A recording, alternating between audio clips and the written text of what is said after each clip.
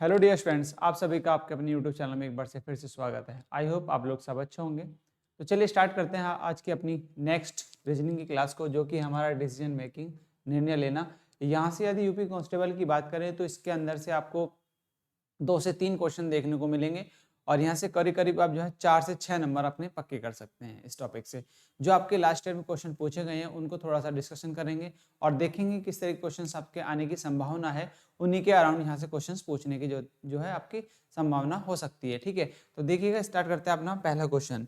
पहले क्वेश्चन में आपको दिया गया है कि आपको एक क्वेश्चन दिया गया है, इसमें करना क्या होता है। इस तरह के इसको डिसीजन मेकिंग के क्वेश्चन करने के लिए आपको सबसे पहले डाटा कलेक्ट करना होता है। डाटा कलेक्ट करने के बाद देन अपना आंसर पुटअप करना होता है। ठीक है, और इसमें एक तरीके से लाइक मान के चलिए कि जैसे कि आप फॉर्म भरते हैं, जैसे कि एक फॉर्म भरा जाता है, आपने यूपी कांस्टेबल का फॉर्म भरा और उस फॉर्म भरने के लिए जो जरूरी इंस्ट्रक्शन होते हैं उसको आपको फिल करना जरूरी है। ठीक है, यदि आप उसको फिल नहीं करोगे तो आपका फॉर्म सबमिट नहीं होगा, और फॉर्म सबमिट हो भी गया तो किसी वजह से कुछ पॉइंट्स रहे तो आपका फॉर्म रिजेक्ट हो जाएगा। ठीक है, तो कहीं ना कहीं आपको जो स्टार लगे होते हैं ना, जो स्टार लगे होते हैं जिन कॉलमों पे, तो उन कॉलमों को भरना जरूरी है, उनमें वो डाटा देना जरूरी है। ठीक है, यदि डाटा आप इनकरेक्ट देते हैं तो फॉर्म रिजेक्ट हो जाता है।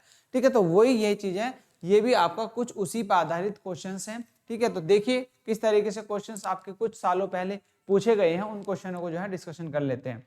जैसे कि आपको क्वेश्चन दिया गया है आपका पहला, ये क्या है, एक आपको डाटा दे रखा है। ठीक है, आपका एक डाटा है, उसने कहा दिए गए प्रश्नों का उत्तर देने के निम्नलिखित जानकारी पढ़िए। ठीक है, अब एक क्या है जानकारी पढ़नी है उसने, गाने की प्रतियोगिता, गाने की प्रतियोगिता में टीवी शो का जज बनने हेतु निम्नलिखित शर्तें हैं, है ना। तो निम्नलिखित शर्तें हैं जज बनने हेतु।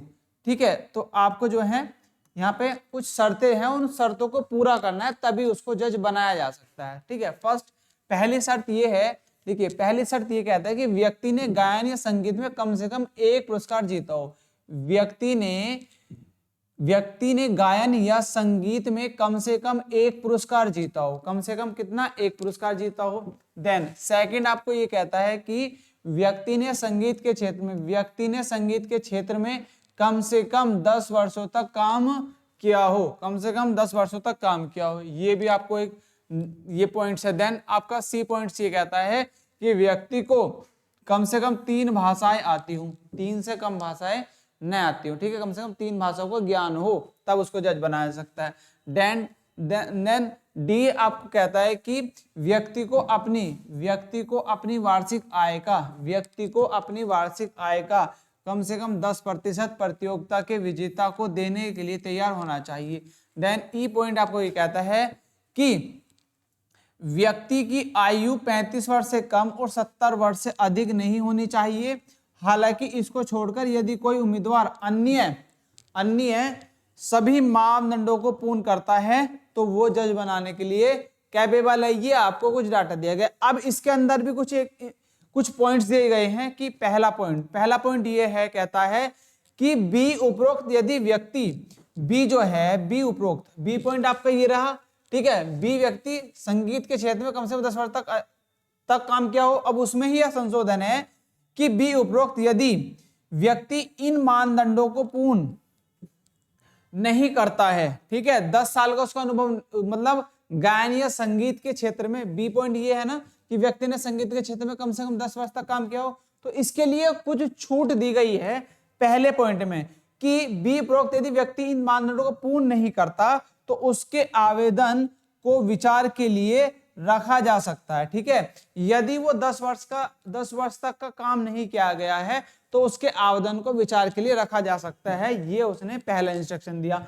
देन दूसरा संशोधन इसमें यह किया गया कि संशोधन एक तरीके से कि डी उपरोक्त, अब डी पॉइंट के लिए बताया कि डी उपरोक्त यदि व्यक्ति ने अपने जीवन काल में एक बार भी अपनी वार्षिक आय का 50% दान में दिया है तो उसे इस शर्त से छूट नहीं दी जाएगी। और ये कहता है कि डी पॉइंट जो है उसने क्या, 10 व्यक्ति को अपनी वार्षिक आय का कम से कम 10 प्रतियोगिता के लिए विजेता को देने के लिए तैयार होना चाहिए। यदि उसने, अब डी में सेकंड पॉइंट ये कहा गया है, ठीक, कि डी उपरोक्त व्यक्ति अपने जीवन काल में एक बार भी अपनी वार्षिक आय का 50% दान दिया है तो उसे सर से छूट नहीं दी जाएगी। ठीक है, देन अब इसमें संशोधन ये क्या गया तीसरे पॉइंट में, ये है यदि व्यक्ति ई, अब यह ई के लिए, ई उपरोक्त यदि व्यक्ति इन शर्तों को पूर्ण नहीं करता है परंतु अन्य सभी शर्तों को पूर्ण करता है तो उसका आवेदन विचार के लिए रखा जाएगा। तो विचार के लिए रखा जा सकता है। अब नीचे दिए गए मानदंडों के आधार पर प्रत्येक मामले को कार्रवाई का निर्णय लिए, आप कुछ भी अपनी तरफ से नहीं मान सकते। ठीक है, तो ये आपके कुछ इंस्ट्रक्शन है, ये आपके संशोधन है और ये आपके पॉइंट्स हैं। ठीक है, आपको सपोज है फॉर्म भरते हुए कुछ फॉर्म में आपको कॉलम भरनी है और कॉलम के अंदर ये भी देता है कि संशोधन, तो ये छूट हो सकती है। जैसे कि सपोज मान लीजिए किसी फॉर्म को भरने की एज 18 से 30 साल है, अब उसमें कुछ रिलैक्सेशन दिए जाते हैं जैसे कि 5 साल का, 3 साल का या 2 साल का, तो वही आपकी क्या है एक तरीके से रिलैक्सेशन है, वही चीजें आपको यहाँ पे आपको इंप्लीमेंट करनी होती है। ठीक है, देन आगे बढ़ो। अब आगे आपको आते हैं क्वेश्चन। अब क्वेश्चन आपको इस तरीके से दिया गया, उसी डाटा के आधार पर क्वेश्चन ही पूछा गया है। पूछा है कि व्यक्ति ए 40 वर्ष का है। व्यक्ति कौन है? व्यक्ति ए। अब इसको नोट कर लेते हैं। ठीक है, व्यक्ति ए क्या है? एक व्यक्ति है। व्यक्ति ए कितने का है भाई? 40 वर्ष का है। ठीक है, देन 40 वर्ष का व्यक्ति ए 40 वर्ष का है। वह प्रतियोगिता के विजेताओं को अपनी वार्षिक आय का 10% दान, 10% क्या दे सकता है? दान कितना दे सकता है भाई? वो 10% दान दे सकता है, दान करना चाहता है। उन्होंने संगीत के उद्योग में अपने 15 वर्षों तक, अब कितना है इसको अनुभव, कितना है? अनुभव है इसको 15, कितना? 15 वर्षों तक। ये आपको डाटा जो है कलेक्ट करना है। 15 वर्षों तक के अनुभव में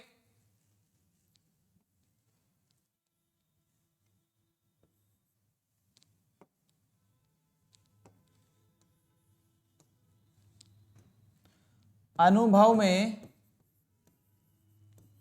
15 वर्षों तक के अनुभव में 3 पुरस्कार जीते हैं। कितने? 3 पुरस्कार जीते हैं। कितने भाई? 3 पुरस्कार जीते हैं। आगे, और केवल हिंदी ओनली, केवल हिंदी और अंग्रेजी में बोल सकते हैं। केवल हिंदी और अंग्रेजी में बोल सकते हैं, ये इंस्ट्रक्शन में कहा गया है। ठीक है, अब उसमें क्या कहा गया था? अब इसको ऑप्शन दिए गए हैं 4। उसमें बोला कि जज बनाया जाए, जज न बनाया जाए, आवेदन पर विचार किया जाए या आंकड़े अपर्याप्त है। आपको वो देखना है कि आंकड़े अपर्याप्त हैं या आवेदन पर विचार किया जाए, जज न बनाया जाए या जज बनाया जाए, आपको बताना है। अब देखो पीछे क्या दिया था, पीछे आपको दिया था कि आपको जज बनाने हेतु शर्तें थी, व्यक्ति ने गायन या संगीत में कम से कम 1 पुरस्कार जीता। उसने पुरस्कार कितने जीते हैं भाई? उसने पुरस्कार जीते हैं 3। कितने जीते हैं? 3, तो बनाया जा सकता है। देन उसके बाद देखो, उसके बाद उसने क्या कहा था कि व्यक्ति ने संगीत के क्षेत्र में कम से कम 10 वर्षों तक काम किया। उसने कितना किया है? उसने क्या है? 15 वर्षों तक। ठीक है, अब फिर जाओ दोबारा, उसने अब आगे देखो, व्यक्ति को कम से कम 3 भाषाएं आती हो। व्यक्ति को कम से कम क्या है? 3 भाषाएं आती हो। अब जो भाषा का ज्ञान है, व्यक्ति को भाषा का ज्ञान कितना है? केवल 2 का है। ठीक है, भाषा कितनी आती है? उसको आती है 2। अब इसमें कितनी है? कम से कम 3 तो आनी चाहिए। व्यक्ति को कम से कम 3 भाषाएं आती हो तभी उसको जज बनाया जा सकता है। अब देखो क्या तीसरा जो सी पॉइंट है, क्या सी पॉइंट में कोई छूट दी गई थी? यदि ए पॉइंट में देखो तो बी में दी गई थी, यदि डी में देखे तो डी में देखो इसमें कितनी दी गई थी? डी में दी गई थी कि डी को उपरोक्त तो कुछ छूट दी जा सकती है या उसको छूट नहीं दी जाती यदि 50% दान देने से देता है वो अधिक। देन उसके बाद देखो, यदि व्यक्ति इन शर्तों को पूर्ण नहीं करता तो सी की कोई भी छूट आपको नहीं दी गई है, ना ही उसमें कोई संशोधन किया गया है। तो अब आप बताएंगे क्या इसको जज बनाया जाए या पुनः विचार किया जाए या फिर इसको जज न बनाया जाए? आप बताओ इसमें क्या आपको जो है सही आंसर लगता है? आप इसका जो है आंसर देंगे, सही बताएंगे। ठीक है, इसका आंसर आप बताएंगे क्या इसका आंसर सही हो सकता है? देखिए, जज बनाया जाए, जज न बनाया जाए, आवेदन पर विचार किया जाए। आवेदन पर विचार जब किया जा सकता था यदि वो डाटा नहीं देता। उन्होंने डाटा दिया कि उसे सिर्फ 2 भाषाओं का ज्ञान है, तो यदि एक कम से कम, उसने तो कि कम से कम 3 भाषाओं को तो ज्ञान होना चाहिए, तो इसलिए इसको क्या है? आवेदन पर विचार नहीं किया जा सकता। ऑप्शन जज न बनाया जाए। ठीक है, तो ऑप्शन ए क्या होगा इसका? ऑप्शन बी क्या होगा भाई इसका राइट होगा, बी ऑप्शन जो है इसका सही होगा, क्योंकि इसको जज न बनाया जाए, जज न बनाया जाए। ठीक है, नेक्स्ट आगे क्वेश्चन बढ़ते हैं। नेक्स्ट आगे क्वेश्चन पूछा गया आपको 20, इसका आंसर दीजिए, इसका क्या आंसर सही होगा, इसका आप आंसर देंगे। ठीक है, इसका आंसर देंगे आप सभी। ठीक है, बताइए इसका क्या आंसर होगा आपका। इसमें फिर आपको कोई एक व्यक्ति दिया गया है, पूछा है कि सेकंड क्वेश्चन है, व्यक्ति बी एक प्रतियोगिता में, व्यक्ति बी एक प्रतियोगिता में ठीक है, व्यक्ति बी एक प्रतियोगिता में के विजेता को अपनी वार्षिक आय का 5% दान देता है। ठीक है, इसका आंसर देंगे, बताओ। इसमें आपसे पूछा है कि व्यक्ति बी एक प्रतियोगिता के विजेता को, क्या है, एक प्रतियोगिता, व्यक्ति बी व्यक्ति के विजेता को अपनी वार्षिक आय का 5% दान करने को इच्छुक है। ठीक है, कोई व्यक्ति है भाई, यहाँ पे लिख लिया, व्यक्ति कौन है, व्यक्ति बी है। ठीक है, व्यक्ति बी विजेता को अपनी वार्षिक आय का कितना, वार्षिक आय कितना % दान देता है, 5% दान देता है। ठीक है, देने करने को इच्छुक है। उन्होंने अपनी किशोर अवस्था में संगीत उद्योग में प्रवेश करने के बाद से इसमें 30 वर्षों तक अनुभव कितना है इसको, अनुभव। ठीक है, अनुभव जो है वो है भाई इसको 30 वर्ष का, कितने का है, 30 वर्ष, 30 वर्षों तक का काम किया। वह हिंदी, अंग्रेजी, तमिल, मृत भाषा में बोल सकता है। तो भाषा का ज्ञान कितना है इसको, 3 से अधिक भाषाओं का ज्ञान है, 3 से अधिक भाषाओं का इसको ज्ञान है। ठीक है, मृत भाषा में बात कर सकता है। वर्ष 2016 में उन्होंने बाढ़ राहत के लिए 5 लाख रुपए दान दिए, जब उनकी वार्षिक आय कितनी थी, 12 लाख रुपए, कितनी थी, 12 लाख। तो कहीं ना कहीं इसको जो दान दिया था इसने, तो वो कितनी दे रहा था, 12 लाख, मतलब 12 लाख में से उसने 12 में से 7 लाख रुपए दिए, तो कहीं ना कहीं 50% से तो अधिक ही बैठता है ये। ठीक है, 50% ये डाटा कहीं ना कहीं अधिक ही बैठता है कि दान दिया। अब उसमें जो हमें कंडीशन दी गई थी, जज बनाया जाए, जज न बनाया जाए, आवेदन पर विचार किया जाए, आंकड़े अपर्याप्त हैं, आपको बताना है इसका आंसर क्या होगा, इसका सही आंसर क्या होगा, आपको इसका जो है आंसर बताना है। अब देखो,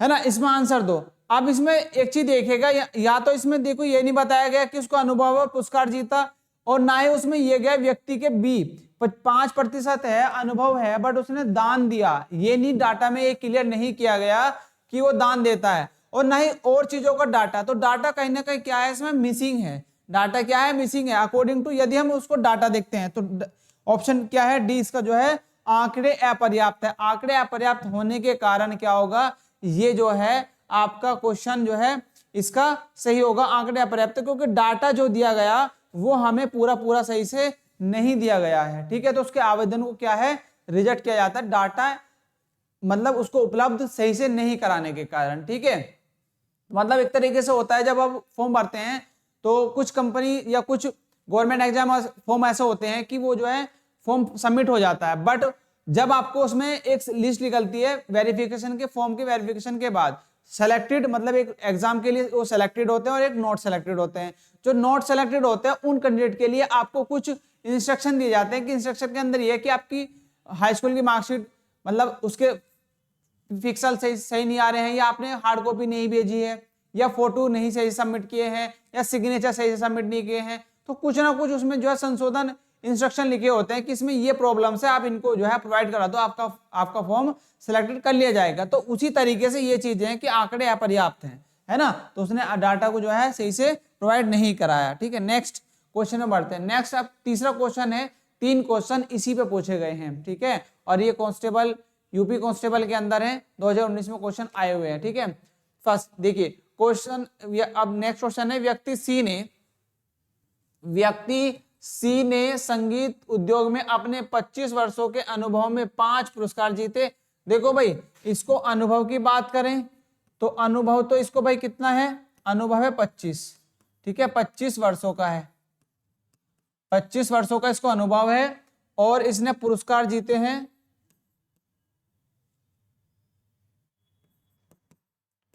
इसने पुरस्कार जीते हैं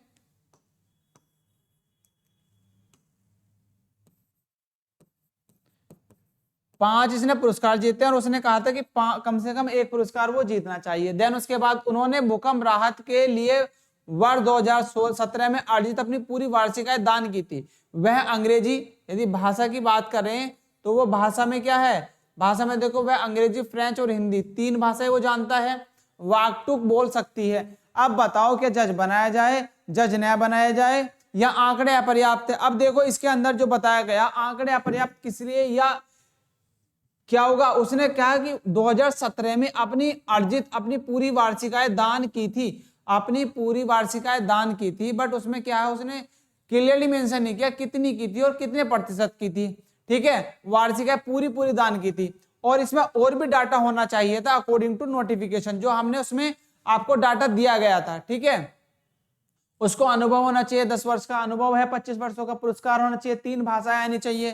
ठीक है, और क्या होना चाहिए, उसकी एज क्या है, एज उसमें मेंशन नहीं की गई, इसमें एज का कोई जिक्र नहीं किया गया है, तो इसलिए क्या है आंकड़े अपर्याप्त हैं। ठीक है, आंकड़े क्या है इसके अपर्याप्त होंगे, तो इसलिए ऑप्शन डी क्या होगा इसका राइट हो जाएगा। ठीक है, डी ऑप्शन क्या होगा इसका राइट होगा। नेक्स्ट आगे बढ़ते हैं नेक्स्ट क्वेश्चन पे। नेक्स्ट क्वेश्चन है आपका, अब ये 4 से 6 तक क्वेश्चन दिए गए हैं, इनको जो है आप आंसर देंगे।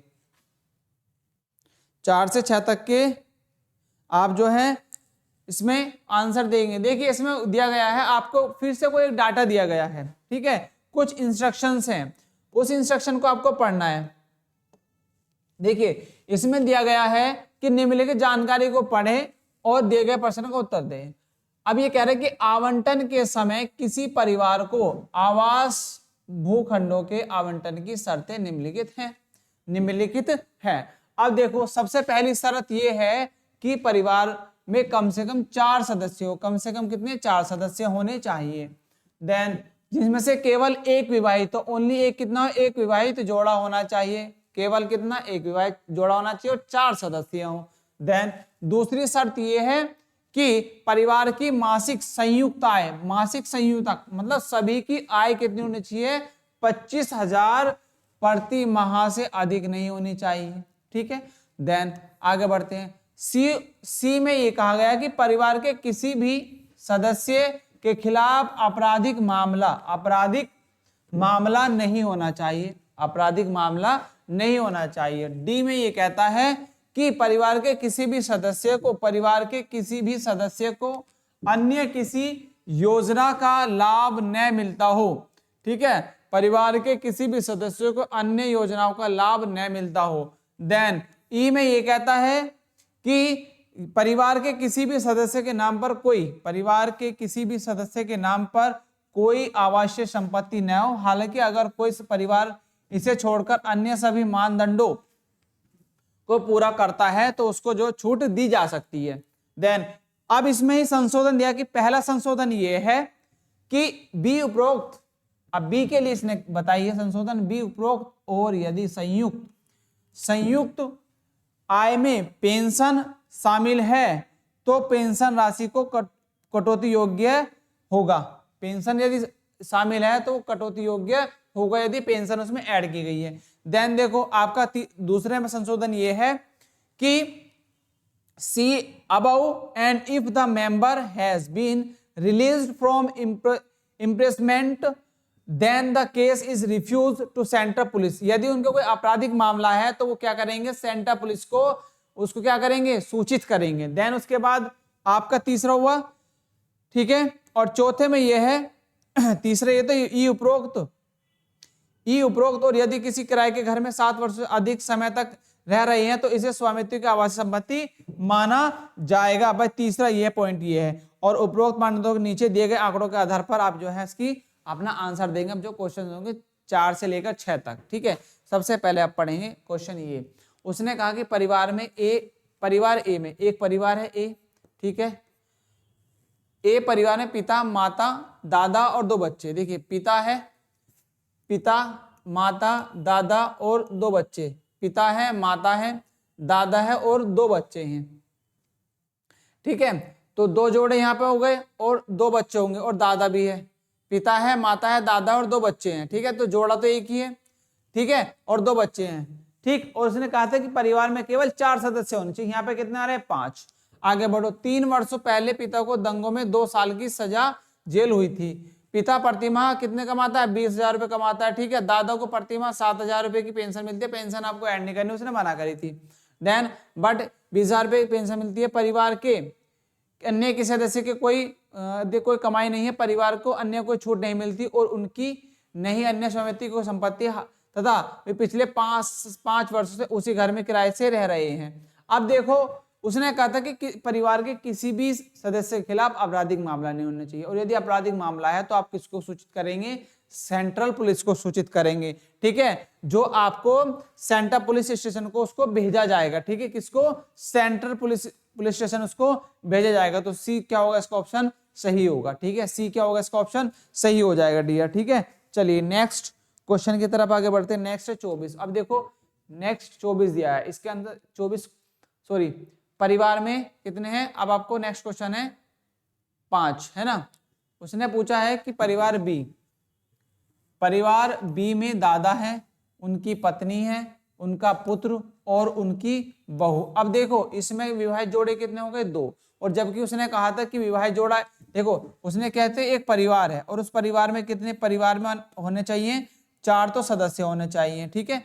4 सदस्य होने चाहिए। और उसने कहा था कि एक विवाहित जोड़ा होना चाहिए। कौन सा? विवाहित जोड़ा। अब इसमें कितने हैं? इसमें है 2। एक तो देखो परिवार बी में दादा और उनकी पत्नी, दादा और उनकी पत्नी और उनका पुत्र और उनकी बहू, ठीक है। अब ये देखो 2 जोड़े हो गए, तो ये जो है आपके लिए ये जो है गलत हो गया। देन उसके बाद आगे बढ़ो। और उनका नाती है, ठीक है। परिवार का कोई भी सदस्य कमाता नहीं है, ठीक है। परिवार दादा की प्रतिमाह 30,000 की पेंशन से चलता है। परिवार के किसी भी सदस्य के खिलाफ कोई आपराधिक मामला नहीं है। आप देखो जो इसने 30,000 रुपए पेंशन मिलते, पेंशन को आप ऐड नहीं करेंगे, उसमें बोला गया था। नहीं उसके पास आवासीय संपत्ति है तथा उन्हें अन्य कोई छूट भी नहीं मिलती है। किराए के घर में 30 वर्षों से रह रहे हैं जब दादा की शादी हुई थी, ठीक है। अब देखो इसमें एक गलत पॉइंट दिया गया है कि और सब पॉइंट तो सही है, बट एक पॉइंट यह है कि इसमें 2 विवाहित जोड़े हैं, जबकि उसने बोला था कि परिवार में सिर्फ एक ही विवाहित जोड़ा होना चाहिए और होने चाहिए 4 सदस्य। एक विवाहित जोड़ा हो और हो 4 सदस्य। अब बताओ भूखंड आवंटित किया जाए, भूखंड रद्द किया जाए, या फिर आपको जो है सेंट्रल पुलिस स्टेशन को भेजा जाए? आंकड़े अपर्याप्त है, आप बताएंगे इसमें ऑप्शन जो है क्या सही होगा। अब देखो सेंट्रल पुलिस स्टेशन को तो आपराधिक मामला तो कोई ऐसा जिक्र हुआ नहीं, ठीक है, तो ये तो ऑप्शन नहीं होगा, ठीक है, ये तो ऑप्शन गलत है। आंकड़े अपर्याप्त है, आंकड़े अपर्याप्त नहीं, आंकड़े उसने दिए हैं बट इसको भूखंड को हम रद्द किया जाना चाहिए, तो क्या होगा? बी ऑप्शन इसका सही हो जाएगा, क्योंकि परिवार में 2 विवाहित जोड़े हैं, इसलिए ये भूखंड रद्द किया जाए, ठीक है, इसलिए, ठीक है। चलिए नेक्स्ट आगे बढ़ते हैं। नेक्स्ट क्वेश्चन है आपका 6।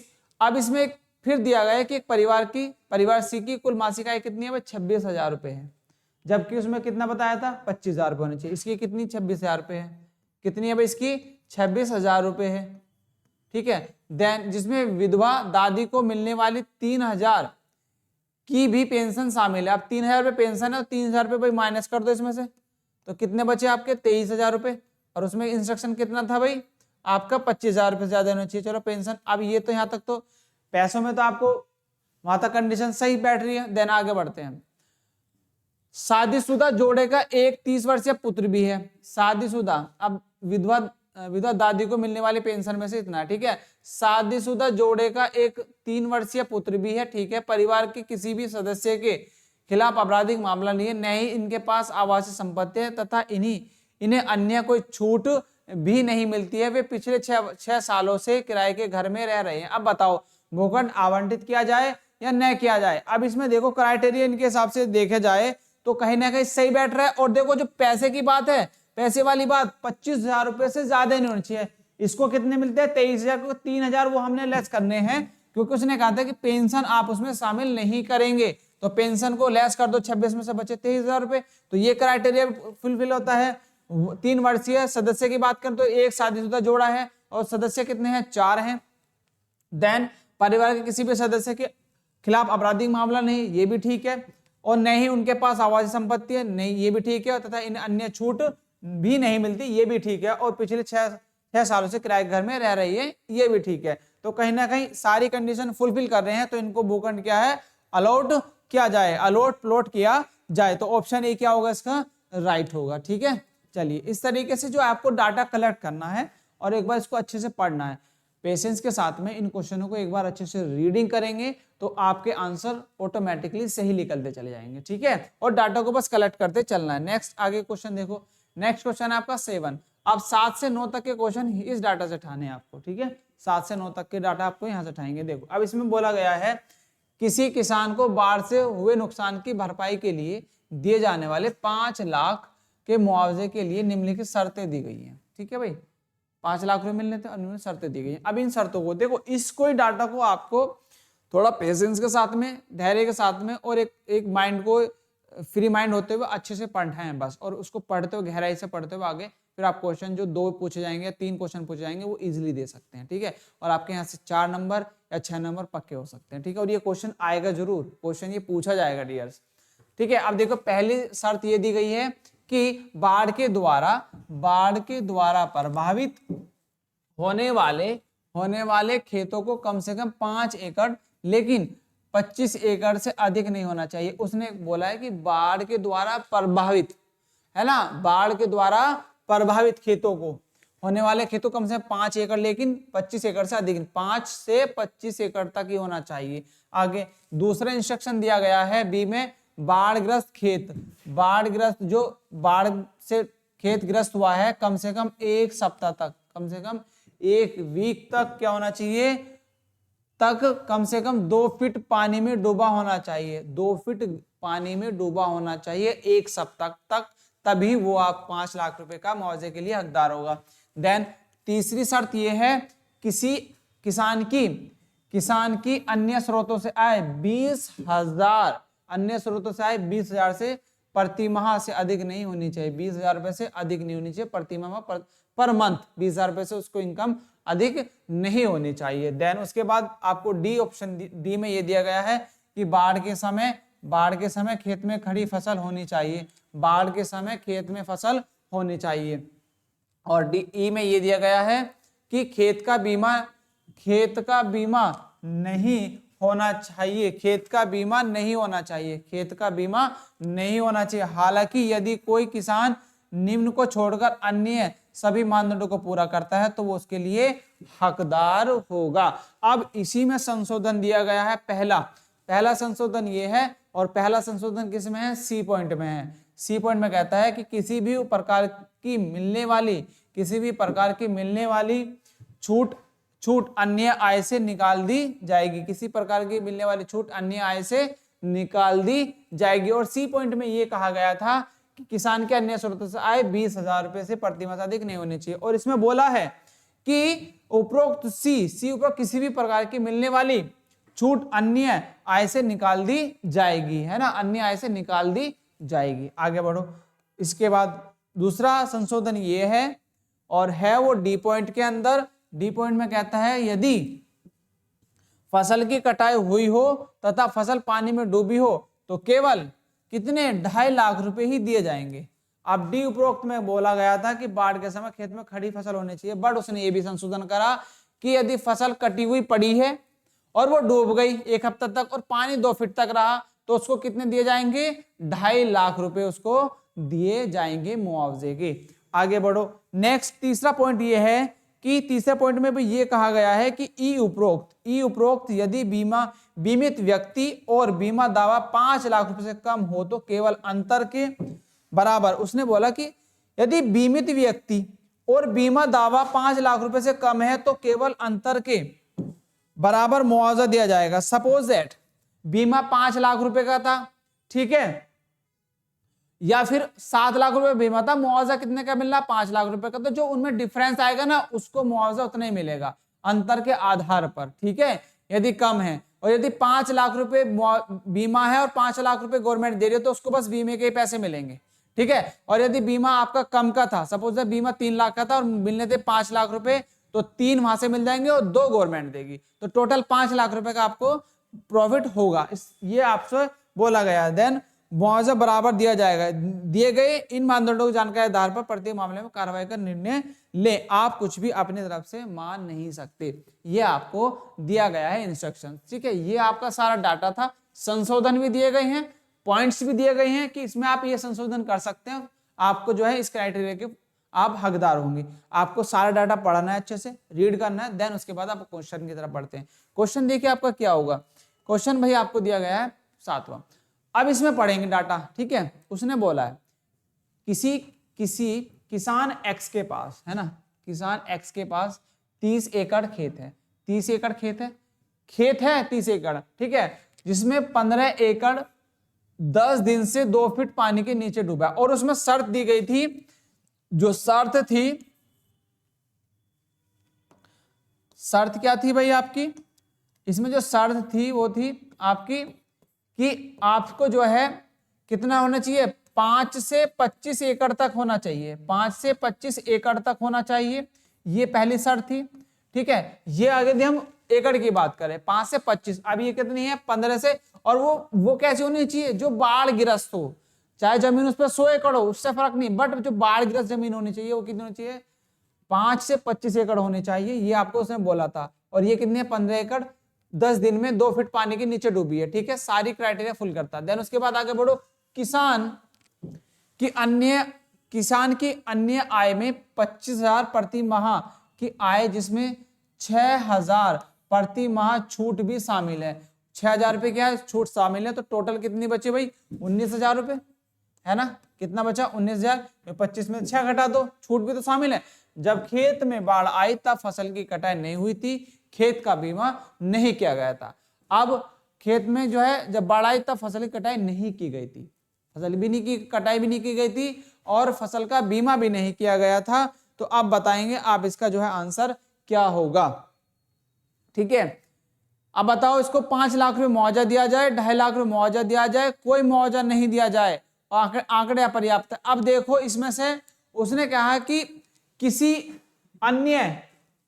अन्य आय में 25,000 प्रति माह की आय, जिसमें 6,000 प्रति माह छूट भी शामिल है। अब उसने कहा था कि सभी स्रोतों से आय उसकी कितनी होनी चाहिए, 20,000 रुपए से ज्यादा नहीं होनी चाहिए। और ये सभी स्रोतों की जोड़ते हुए यदि हम बात करें तो इसको टोटल कितने मिल जा रहे हैं भाई, टोटल मिल जा रहे हैं इसको 25,000 रुपए, चाहे छूट मिल रही है या नहीं मिल रही है उससे हमें कोई फर्क नहीं पड़ता, ठीक है। बट तो ये क्या होगा, ना ही तो 5 लाख रुपए का हकदार होगा और ना ही 2.5 लाख रुपए का हकदार होगा, तो इसको कोई मुआवजा नहीं दिया जाए। इसके लिए जो है सी ऑप्शन जो है इसका राइट होगा, डी भी जो है इसका राइट नहीं होगा, ऑप्शन सी जो है इसका राइट होगा, सी, ठीक है। चलिए नेक्स्ट आगे बढ़ते हैं। नेक्स्ट पॉइंट है आपका भाई, ये है किसान वाई की अन्य कोई आय नहीं है, उनके 10 एकड़ के खेत में 8 दिनों तक बाढ़ आई थी, ठीक है। आगे बढ़ेंगे, बाढ़ आई थी, खेत 2.5 फीट पानी में डूबा हुआ था, ठीक है। किसान को कोई छूट नहीं मिली थी और बाढ़ के समय फसल खड़ी थी, सारी शर्तें पूर्ण कर रहा है। इसने बोला कि किसान वाई की आय अन्य कोई आय नहीं है, ठीक है। उनके 10 एकड़ के खेत में 8 दिनों तक बाढ़ आई थी और खेत 2.5 फीट पानी में डूबा हुआ था, 2.5 फीट पानी में डूबा हुआ था, मतलब 2 फीट से भी ज्यादा, और किसान को कोई छूट नहीं मिली और बाढ़ के समय फसल खड़ी थी, तो उसको पूरा मुआवजा मिलना चाहिए। ये पूरे मुआवजे के लिए हकदार है, तो ऑप्शन ए जो है इसका राइट हो जाएगा भाई, ठीक है, ठीक है। इंस्ट्रक्शन के अकॉर्डिंग यदि हम आगे बात करें, इंस्ट्रक्शन आपने पढ़े होंगे अच्छे से। अब देखिए 9, क्वेश्चन नंबर का 9, उसमें बोला किसान जेड की अन्य आय 20,000 प्रति माह है, कितनी है 20,000, उसमें भी इंस्ट्रक्शन में भी कितना दिया गया था, 20,000 ही दिया गया था। फसल की कटाई हुई थी, ठीक है, क्या हुआ, फसल की कटाई हो गई थी। अभी 20,000 रुपए भी ठीक है, ये भी ठीक है, फसल की कटाई हुई थी, अच्छा कटाई हो गई थी, परंतु फसल खेत में क्या थी, खेत में थी और बाढ़ में डूब गई। अब कितना 2.5 लाख रुपए का हकदार बन रहा, और 15 एकड़ में से 10 एकड़ खेत 1 सप्ताह तक 2.5 फीट पानी के अंदर रहा। किसान ने बीमे का कोई दावा नहीं किया था, तो वो क्या होगा। अब उसमें बोला गया था इंस्ट्रक्शन में कि यदि फसल कट के खेत में पड़ी हुई है और वो डूब गई है 1 हफ्ता तक 2.5 फीट पानी में, तो उसको कितने मिलेंगे? 2.5 लाख रुपए। तो उसको क्या है, ये ऑप्शन जो है बी सही होगा। तो 2.5 लाख मुआवजा दिया जाए, ठीक है, 2.5 लाख मुआवजा दिया जाए, ये जो ऑप्शन बी होगा इसका राइट होगा। नेक्स्ट क्वेश्चन की तरफ बढ़ते हैं। अब आपको भाई 10 से 12 क्वेश्चन दिए गए हैं, इसमें इंस्ट्रक्शन पढ़ना है और इंस्ट्रक्शन के अकॉर्डिंग आपको आगे बढ़ना है। देखिए अब एक कुछ आपको निम्न शर्तें, अब क्या है शर्तें, एक पासपोर्ट के लिए कुछ शर्तें दी गई हैं, ठीक है। क्या है आपको पासपोर्ट के लिए, देखिए पासपोर्ट के लिए उसने दिया है कि नीचे प्रश्न उत्तर देने के लिए दी गई जानकारी पढ़े। पासपोर्ट जारी करने के लिए निम्नलिखित शर्तें हैं, है ना। पासपोर्ट बनवाते हैं उसके लिए कुछ इंस्ट्रक्शंस होते हैं, जब आपने बनवाएंगे तो उसके लिए कुछ इंस्ट्रक्शंस होते हैं, इंपॉर्टेंट इंस्ट्रक्शन, उनको फुलफिल करना होता है, कुछ उसी तरीके से यहाँ भी है। अब उसने पूछा कि पहला इंस्ट्रक्शन ये है कि आवेदन का जन्म देश में होना चाहिए, आवेदक का जन्म देश में होना चाहिए या उस देश के नागरिक के साथ विवाहबद्ध होना चाहिए, ठीक है, या तो शादीशुदा उस देश की व्यक्ति के साथ में या फिर उसका जन्म हो। देन दूसरा ये है, कहता है कि आवेदक के पास नाम पता और उम्र, आवेदक के पास नाम पता और उम्र के साक्ष्य के लिए अद्वितीय पहचान पत्र होना चाहिए। सी ऑप्शन कहता है कि यदि आवेदक नाबालिग नहीं है, तो उसे 12वीं कक्षा में उत्तीर्ण होने का प्रमाण पत्र प्रस्तुत करना होगा। नाबालिग नहीं है तो उसको 12वीं कक्षा पास करने का प्रमाण पत्र देना होगा। देन डी ऑप्शन में ये कहता है, तो डी पॉइंट में ये कहता है कि 18 वर्ष से कम उम्र के नाबालिग यदि व्यक्ति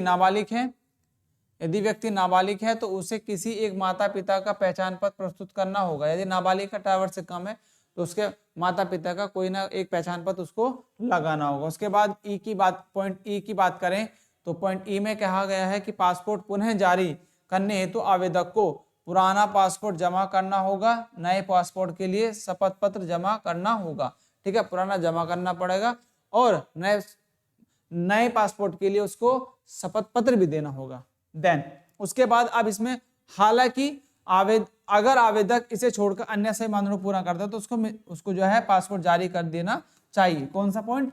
ई पॉइंट को यदि वो फुलफिल नहीं करता तो उसको क्या करता है, उसको जो है पासपोर्ट जारी किया जा सकता है। देन उसके बाद अब इसमें संशोधन किए गए हैं, पहले जो पहला पॉइंट था उसको में कुछ संशोधन ये किए गए हैं कि उसने बोला है ए उपरोक्त यदि आवेदक देश के बाहर पैदा हुआ है तो आवेदक पासपोर्ट प्रबंध विभाग को भेजा जाता है, ठीक है, बाहर पैदा हुआ तो उसको किसको भेजेंगे? मैनेजमेंट को भेजेंगे, ठीक है, पासपोर्ट हेड ऑफिस भेज देंगे, ठीक है। देन उसके बाद अब देखो दूसरा पॉइंट में संशोधन ये किया गया, सी पॉइंट के अंदर संशोधन ये है, सी उपरोक्त यदि आवेदक ने कक्षा 12वीं उत्तीर्ण नहीं की है तो आवेदक के पासपोर्ट प्रबंधक विभाग को भेजा जाता है। यदि 12th पास नहीं किया है तो क्या है, पासपोर्ट प्रबंधक विभाग को भेजा जाएगा। देन तीसरा संशोधन ये किया गया है भाई, तीसरा संशोधन ये किया है कि ई उपरोक्त में किया गया है, यदि पुराना पासपोर्ट खो गया है तो आवेदक को नया मामला समझाया जाएगा और नीचे दिए आंकड़ों के आधार पर कार्यवाही और अपनी तरफ से कुछ भी ऐड आपको नहीं करना है। जो भी संशोधन दिए गए हैं आपको यहाँ पे दिए गए हैं, सारा आपको डाटा यहाँ से ही कलेक्ट करना, उसके बाद आंसर देना है, ठीक है। चलिए अब क्वेश्चन की तरफ बढ़ते हैं। क्वेश्चन में आपसे पूछा गया है, क्वेश्चन ने पूछा कि 15 वर्षीय विजय का जन्म देश में हुआ, ठीक है। सबसे पहली बात तो यही कि उसका जन्म जो हुआ भाई देश में हुआ है, ठीक है, देश में हुआ, ठीक है, ये भी क्राइटेरिया फुल करता है। उसके पास अद्वितीय पहचान पत्र है, ठीक है, उसने कक्षा 12वीं की परीक्षा उत्तीर्ण नहीं की है और उसके पास उसका पुराना पासपोर्ट है, केवल उसकी माँ के पास अद्वितीय पहचान पत्र है परंतु पिता के पास नहीं, क्योंकि पिता का जन्म इस देश में नहीं हुआ। अब देखो किसको 15 वर्षीय विजय का जन्म देश में, उसके पास अद्वितीय पहचान पत्र है, पासपोर्ट कैसे जारी करना है? 15 वर्षीय बेटे के लिए, तो बेटे के लिए आपको क्राइटेरिया ढूंढना होगा। देखो उसकी क्या है, 15 वर्षीय विजय का जन्म देश में हुआ है, ठीक है, 15 वर्ष का बेटा है, उसका जन्म कहाँ हुआ है? देश में हुआ, उसके अद्वितीय पहचान पत्र है, ठीक है, उसने कक्षा 12वीं की परीक्षा उत्तीर्ण नहीं की है, ठीक है, उसके पास उसका पुराना पासपोर्ट है, जब उसका पुराना पासपोर्ट है तो उसके आधार पर उसको पासपोर्ट दिया जा सकता है, ठीक है, पुराने पासपोर्ट के आधार पर उसको पासपोर्ट दिया जा सकता है। केवल उसकी माँ के पास अद्वितीय पहचान पत्र है, माँ के पास तो है परंतु माँ या पिता में से किसी का एक पहचान पत्र आप लगा सकते हो, तो माँ का लग सकता है, पासपोर्ट जारी किया जा सकता है, क्योंकि पिता का जन्म देश में नहीं हुआ था तो पिता से कोई मतलब नहीं, माता का तो हुआ था ना, तो किसी भी माता पिता में से एक का जन्म होना चाहिए तो पासपोर्ट जारी करने के लिए बाध्य है। तो आप क्या है उसको ऑप्शन ए की तरफ आप जो है बढ़ सकते हैं, पासपोर्ट दिया उसको जाए। ठीक है, तो पासपोर्ट उसको दिया जाए। ठीक है डियर्स, नेक्स्ट आगे बढ़ते हैं। अपना क्वेश्चन है ये 11, इसमें कहा 21 वर्षीय सैम, अब ये नाबालिग नहीं है, ये बालिग है, क्योंकि 18 साल ये पूर्ण कर चुका है। ठीक है भाई, अब आपको इसका आंसर जो है देना है क्वेश्चन नंबर 11। 21 वर्षीय सैम का विवाह रीता से हुआ है ना। सैम का जो है भाई 21 वर्षीय सैम का विवाह रीता से हुआ, जो देश की नागरिक है। वो लड़की क्या है, देश की नागरिक है। उसके पास नए पासपोर्ट के लिए उसके पास नए पासपोर्ट के लिए शपथ पत्र है।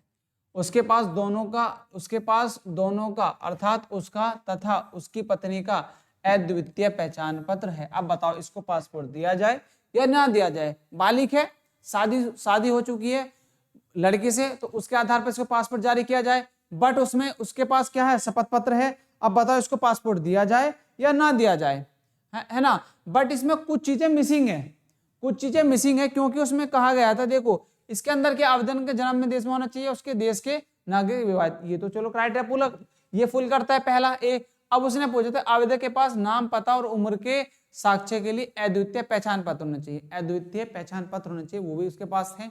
बट यदि आवेदक नाबालिग नहीं है तो उसे 12वीं कक्षा में उत्तीर्ण होने का प्रमाण प्रस्तुत करना होगा। अब ऐसा भी उसने कुछ नहीं बोला। ठीक है, यदि व्यक्ति नाबालिग है तो उसे किसी माता पिता के पहचान पत्र।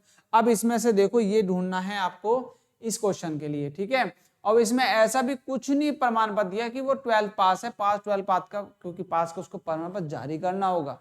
ठीक है, उसके आधार पर इसको दिया था, तो आंकड़े क्या है, अपर्याप्त होंगे। इसमें उसकी आपको क्या है 12th पास के बारे में कोई जानकारी नहीं दी गई है, तो आंकड़े अपर्याप्त है, इसलिए इसको जो है हम डी की तरफ इसमें बढ़ जाएंगे। ठीक है, नेक्स्ट क्वेश्चन की तरफ बढ़ते हैं। नेक्स्ट क्वेश्चन 12, उसने बोला सीमा का पुराना पासपोर्ट खो गया है। ठीक है, सीमा का क्या है भाई, पुराना पासपोर्ट खो गया है।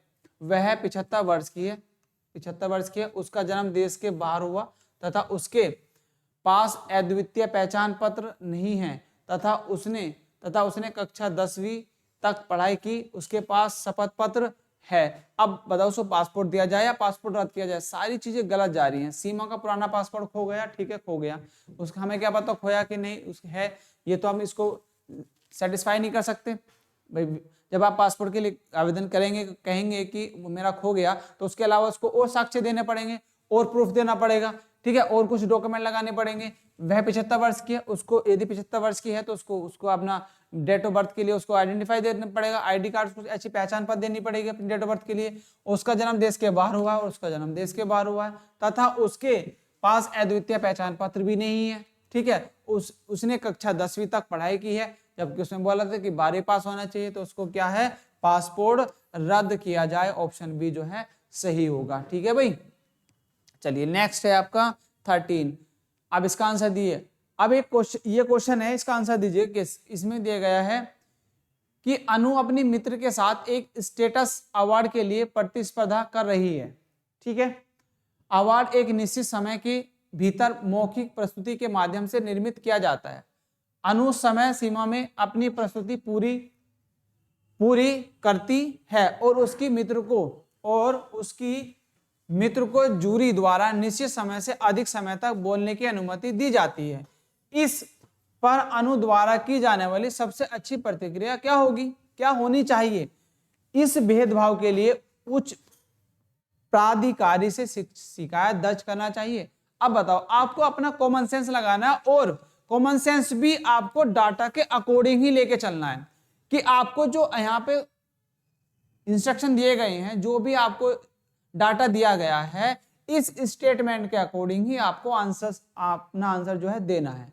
ठीक है, आपको इस तरीके के क्वेश्चन को करने के लिए सबसे पहले जो आपको स्टेटमेंट दिया गया है, उन स्टेटमेंट का डियर्स आपको जो है सही से रीड करना है और पॉइंट को समझते हुए चलना है। ठीक है, जल्दबाजी में डाटा कभी नहीं पढ़ेंगे। ठीक है, यदि जल्दबाजी में डाटा पढ़ेंगे तो एक बार में आपको कुछ समझ में ही नहीं आएगा, क्वेश्चनों को छोड़ दोगे। ठीक है, और टाइम भी वेस्ट होगा। तो इन क्वेश्चनों को जब करें जब आपके जो इजी क्वेश्चंस हैं उनको अटेम्प्ट करने के बाद ही इस तरीके के क्वेश्चंस पे आप पुट अप करें, ठीक है, क्योंकि यहाँ पे थोड़ा सा आपको टाइम देना पड़ेगा। इस तरह के क्वेश्चंस जब ही होंगे, जब तक आप डाटा सही से नहीं पढ़ेंगे तो क्वेश्चन का आंसर आपका गलत निकलेगा, ठीक है। तो दोबारा से आप इसका आंसर पढ़ेंगे सही से, उसका आंसर सही देंगे, ठीक है। क्या इसका सही आंसर आने वाला है? उसने बोला कि अनु, दोबारा से रीड करते हैं और मेरे साथ रीड कीजिएगा आप, ठीक है। उसने बोला अनु है, अपनी मित्र के साथ एक स्टेटस अवार्ड के लिए प्रतिस्पर्धा कर रही है, ठीक है, कोई गेम खेली है। देन अवार्ड एक निश्चित समय के भीतर मौखिक प्रस्तुति के माध्यम से निर्मित किया जाता है, ठीक है। अनु समय सीमा में अपनी प्रस्तुति पूरी करती है, ठीक है, यहां तक तो सब चीजें ठीक है। और उसकी मित्र को जूरी द्वारा निश्चित समय से अधिक समय तक बोलने की अनुमति दी जाती है। इस पर अनु द्वारा की जाने वाली सबसे अच्छी प्रतिक्रिया क्या होनी चाहिए? अब ये बताओ, सबसे अच्छी प्रतिक्रिया बतानी है, जबकि उसको एक समय सीमा तक बोलना है, ठीक है, एक समय सीमा तक प्रतिस्पर्धा करनी है, बट उसकी जो फ्रेंड है उसको कोई समय सीमा नहीं दी गई है। अब उसकी जो है कौन है? अनु। तो अनु की आप उसकी मतलब एक अच्छी प्रतिक्रिया क्या होनी चाहिए उसके खिलाफ, उसको क्या आपने विचार देने चाहिए। इस भेदभाव के लिए उच्च प्राधिकारी से शिकायत दर्ज करना चाहिए, क्या ये उसका सही है? देखिए, देन उसका दिया है न्याय के लिए जनता के साथ बैठकर आयोजित करना चाहिए, ये तो कहीं ना कहीं गलत है। अब इतना टाइम थोड़ी ना, उसको जो है अपनी शिकायत की तरफ बढ़ना चाहिए, उस जगह से चला जाना चाहिए, ये भी गलत है। अपनी आवाज उठानी चाहिए डियर्स, ठीक है, और अपना नाम वापस लेने के लिए चयन समिति से अनुरोध करना चाहिए, ये भी गलत है, ठीक है। बट उसको क्या करना होगा? उसे भेदभाव के लिए उच्च प्राधिकारी से शिकायत दर्ज करना चाहिए, तो ए ऑप्शन की तरफ उसको बढ़ना होगा, ठीक है, तो ए ऑप्शन राइट होगा। ये एक तरीके से जो आपको डाटा दिया गया उसके अकॉर्डिंग ही आपने कॉमन सेंस लगानी है और डाटा को पढ़ना है, और अपनी थोड़ा सा कॉमन सेंस मैंने इसलिए बोला क्योंकि अपनी तरफ से भी कुछ चीजें आपको सोचनी है, क्या इस डाटा के अकॉर्डिंग क्या चीजें सही हो सकती हैं, ठीक है। तो उसने अनु को एक निश्चित सीमा दी गई थी, बट उसके मित्र को क्या है, एक निश्चित सीमा नहीं दी गई थी, तो कहीं ना कहीं ये भेदभाव हो रहा था उसके साथ में, तो इसलिए क्या हो, उसको शिकायत करना जरूरी है, उसको वहां से छोड़ के नहीं भागना, ठीक है, और न ही जनता के साथ में जाकर उसको इस तरह की कुछ वो करनी है, ठीक है, क्योंकि वो एक गेम है, तो गेम के रूल्स अगर फॉलो नहीं हो रहे तो आप उच्च अधिकारी के पास पे शिकायत दर्ज करेंगे,